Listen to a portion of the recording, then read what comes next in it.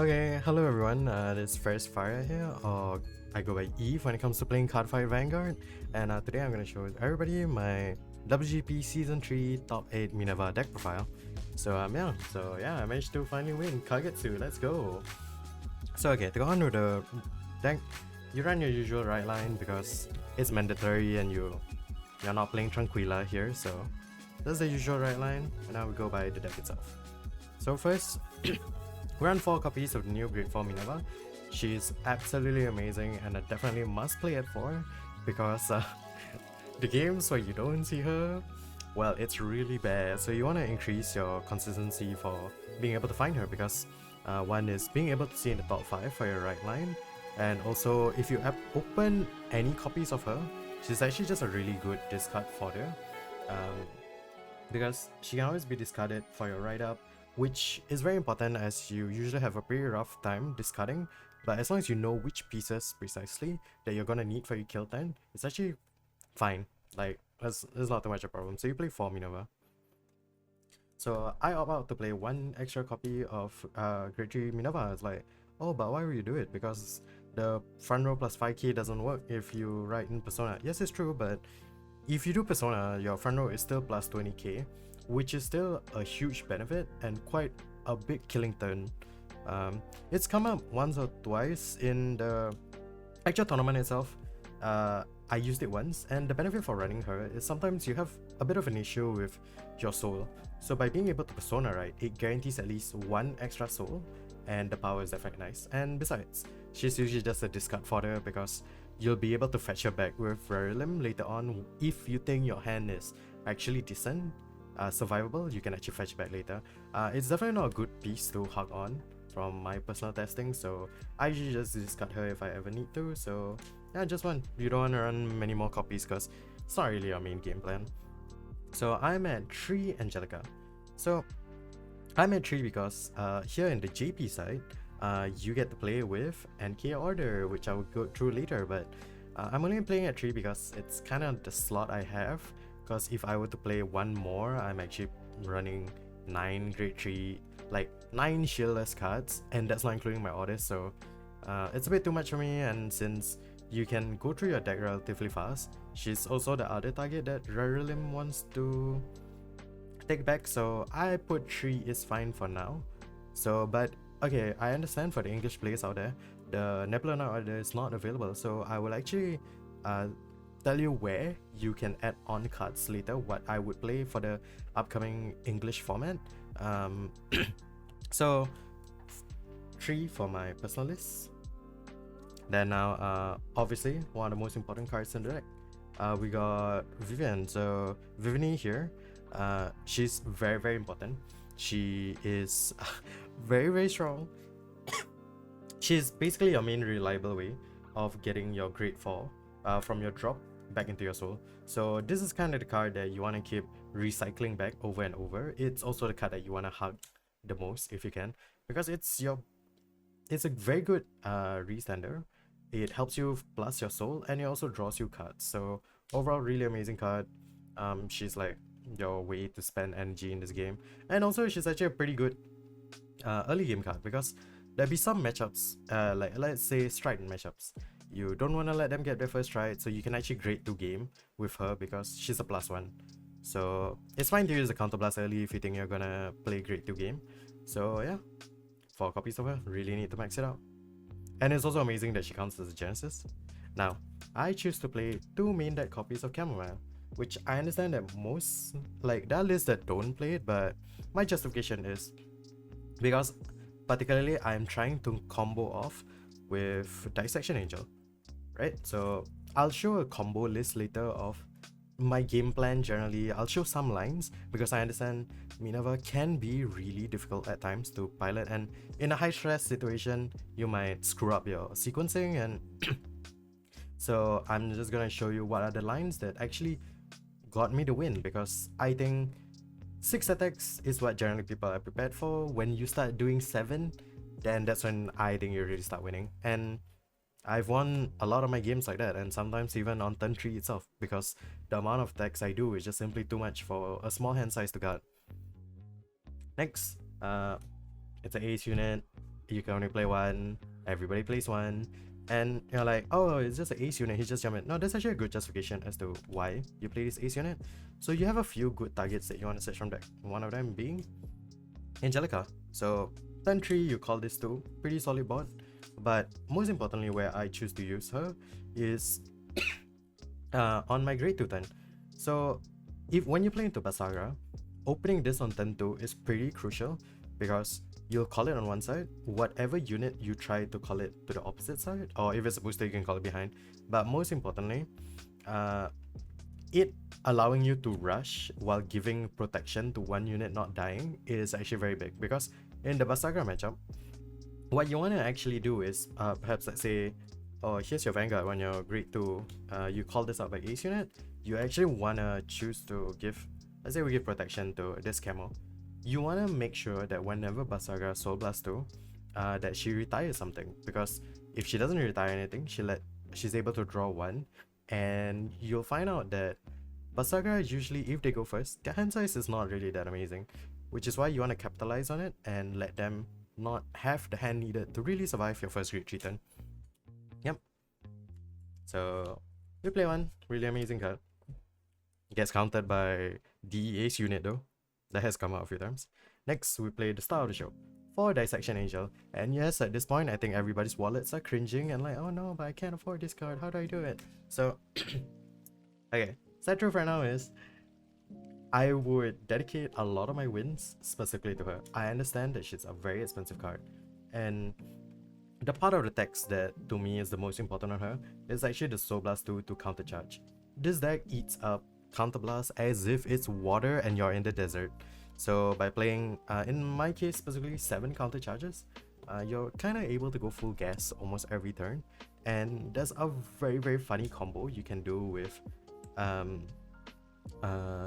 Dissection Angel here, which is to pay for the cost, you can actually Soul Blast to your right line and immediately spawn them, causing an additional attack, which I will show in my lines later. She's definitely won me a lot of my games, and I would definitely dedicate my victories to just simply opening her. Next, for Rare Limb. So Rare Limb's low-key a custom card. When it first came out, it does a lot of amazing things, but I mainly play her for a second skill, which is the one that lets you Soul in 2 to fetch a Genesis. The Soul is very, very important, especially once you're playing Dissection Angel, you realize that the amount of Soul you consume is actually very, very high. So you do have to manage your Soul quite well. And I would say I rarely use a Counterblast 1, Soul Blast 1 draw skill. It can come up sometimes if you're on a grade 2 game, but I would say I only use it if I have no real attackers or pieces. Then sure, you can dig into it. If not, sometimes I just call her out using the Nebula Knights order, that's it. So yeah, you kind of need her for some of your combo lines and Soul, so I play 4. So yeah. Next, I only play 2 Coco. I understand a lot of lists runs 4, but from my personal testing, well, yes, she is an amazing booster, but the way my board is usually set up doesn't really allow her a nice, like, good opportunity for her to really shine. She doesn't exactly plus you a card, because it's actually you -1 from calling her, then 1 from hand, then you add back 1, so ultimately it's -1 in total. But where she comes up is, she's an amazing early game rush. So obviously the classic combo that everybody knows is you're on grade 1, you have these 2 cards in hand, you call Coco down, you put her to Soul, now you get to rush and determine the top card of the deck. Honestly, when it comes out, but it's, in my personal opinion, not as important. So that's why I only run 2. But ultimately it's a preference thing. If like I said, Dissection is pretty expensive. If you don't want to afford it, or you don't want to play main deck Chamomile, you can just play more copies of this. It's ultimately a safer card, but you know, we're playing Vanguard to win, not to just stay alive. Now, English players, be jealous. I have 4 access to, I mean, Fire Gallus is basically the same card. So, one thing you realize is I'm not playing any Biscottis in this deck, because ultimately, these are my discard targets. So, the difference is, Biscotti lets you draw into the cards you need, while this specifically lets you filter out for the pieces you want. And once again, these are amazing cards. So amazing discard fodder, amazing sold in targets as well. So ultimately, just you really want to see your pieces, and this helps you guarantee you see it, and you don't go minus as well. Now for English players, I'm just gonna help you out a bit here. I understand you got no Nebula Knight's Order, and you're like, oh, but what if I wanna play? You know, why do I fill it up? So here's some of my recommendation. So first, let's start by playing the 4th copy of Chamomile, Angelica. Oh my god, I'm getting names confused. So 4th copy of Angelica because you need a counter charge. Next, and you can just play extra 2 copies of Coco, completely fine. Then you have 1 extra space. So you can either play 2 copies of Coco, then I don't know, play an extra Camo or Melissa. Honestly, playing extra decks of Melissa is actually really not bad. There's a few times where I felt that I wish I had extra copies of Melissa, because you never really want to use your Vivini to put Melissa from drop into solo. So I kind of wish I had extra, but it's not enough to the point that I justify it in my deck. But obviously, I think the logical choice for most people here would be these 3 copies, would be 3 Biscottis.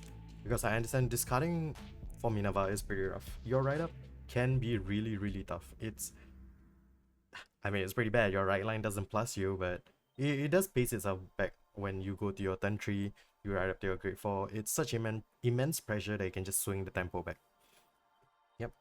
And if you don't have Fire Regardless, I would say play Twin Cast. Defense is always good, staying alive till you get to go off your grade 4. Other than that, any other... You can play the Persona regardless if you want, but at that point you wouldn't be playing an extra copy of this.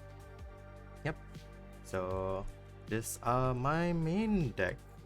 The rest would be going off to triggers. Triggers is pretty stock standard. 3 PG, 1 Elementaria. Yeah, I just like Elementaria, you know. I'm not playing any Blitz orders, so hey, we may as well play. So we play blue OT in this game because your hand is so fragile and you really need to see your pieces. Being able to fetch back a Persona or an attacker is very important, and also because your Vanguard's a restanding Vanguard, so the crit is always a huge pressure. So we play blue OT. You can play red, you can play the purple OT if you want to heal down, but the deck doesn't really do good in a grind game because you'll ultimately deck out. And that's how I lost my top 8 game, because I decked myself out. So I would say focus on trying to win and kill. I mean, a very good defense is just killing them so you don't have to protect yourself. Next, we play 4 heal triggers because this is Vanguard and I want to live. This 3 fronts, you could play soul in fronts. There was a few times where I've came into consideration since I'm kind of eating through my soul quite a lot. But ultimately, I value the extra shield, the 20k. Really important in this high power meta we have right now. So I'll play fronts, don't play draw.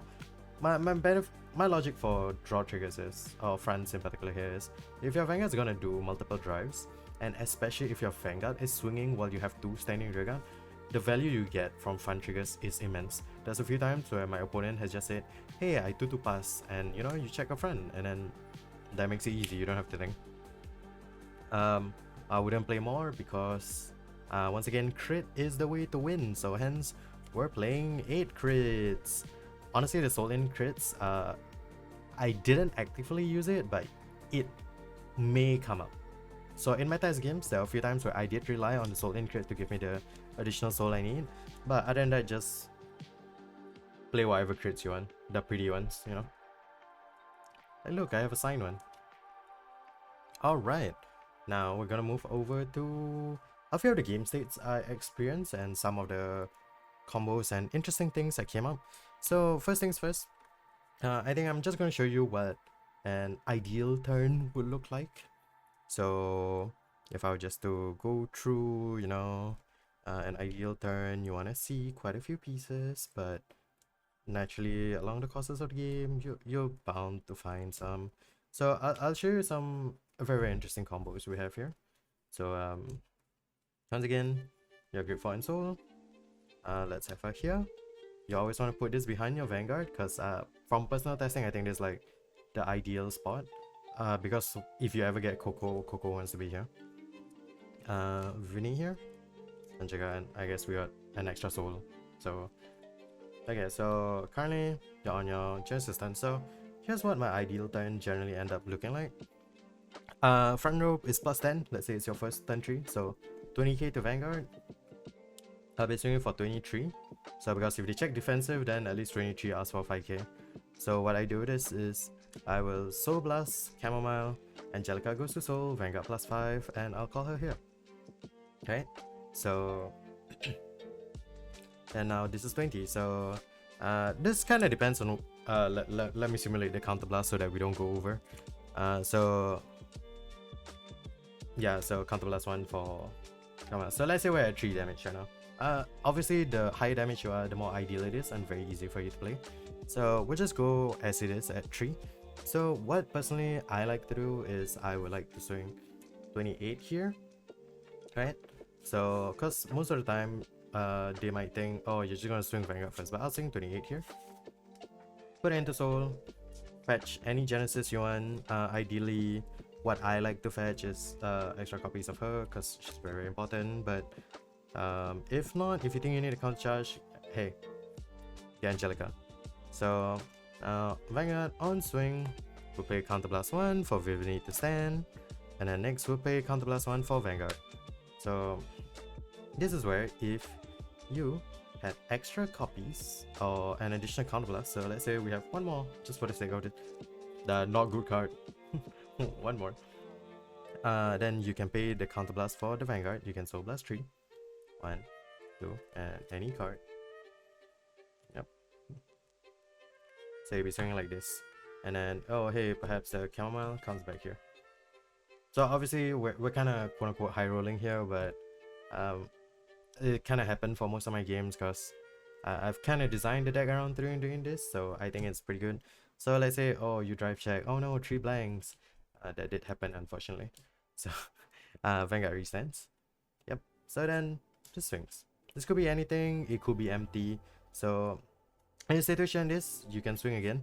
But let's say once again, in a situation where we had 0 counter blasts, so we wouldn't be calling anything, right? So we're Soul Blasting like 3 different cards instead. So what you can do is, on the first drive or anytime your Vanguard drive check, skill. For Dissection Angel, whenever you reveal a trigger, you can Soul Blast 2. So these 2 are your main Soul Blast targets. You Soul Blast 2, and then you counter charge 1. Now, since you Soul Blasted this 2, and you have a free counter blast now, you can counter blast 1, call Chamomile out, and then you can call Melissa. Generally, so here's a rule of thumb. How I do it is, if I ever have 3 or less soul, I will always soul charge with her. If it's very early in the game and you think you have enough soul, you can skip on it because I understand you don't want to ruin your compression. But oh, let's say we just soul charge, oh no, it's a heal trigger, it is what it is, you know. Okay, so that's how you get additional attacks with her. So at any time when you have extra counter blast or you did not check a trigger, just remember that at the end of battle she attack, you can always Soul Blast 1 to kill herself, to draw 1, and then you can pay the counter blast to call her out again. So there's a few different lines you can go with this deck, but I think here are some of the very interesting scenarios that I encountered in the game, so I'm gonna share with everybody here because I think it's very interesting like what I got. So what happened to me was, I was at 3 face down damage, and my opponent chose to damage deny me. So I'm currently, because you know, if I have any counter blast, I get to swing them in the face over and over. So to play defensively cautiously, they're at 5, they choose to not give me any damage. Now I was thinking like, oh no, how do I play? Because I didn't open any Angelica. Because obviously the play here is, if you have Angelica, you can always just go up to grade 4. That's not my grade 4. You can always just go up to grade 4 and then just counter blast from there. So since I didn't get Angelica, what I had instead was, I had, hold on, where is the card? I had her, and I think I probably had Camo, but what I had was Dissection Angel. Honestly, she carried her weight, like absolutely carried her weight. So what happened in this scenario was, what I did was, oh, I have no counter blast, so my opponent was just thinking, oh, it's just a simple 3 attack then. So I swung this column, I used Rare Limb to put this into Soul and fetch Genesis, right? So I swung with Vanguard like this. So now, because during my drive check, I checked the trigger. I can just Soul Blast 2. Okay, counter charge 1. And then now at the end of the battle, assuming I actually have enough soul, which I did account for the fact that I did have 3 soul in that time. Now, because how grade 3 Minerva work is she triggers at the end of the battle, as compared to grade 4, which is on attack.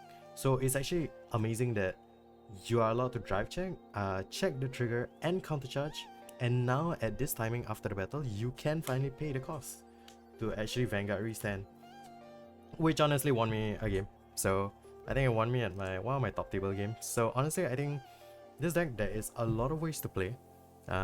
It's just the lines are very like intricate, because you need, just remember that you can actually just keep repeating your chamomile with her, the counter charge, the Soul Blast 2 gimmick where you Soul Blast 2 to counter charge and then you counter blast the column so that you can maximize your attacks.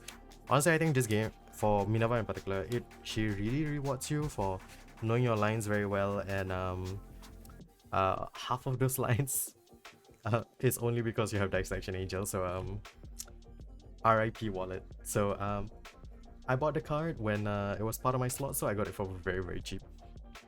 So either way, I was able to, in a recent locals, I was able to play under 1 counterblast, which honestly even it shocked my opponent, because obviously I have Dissection and I open Angelica and I did the nuts. I just did the nuts.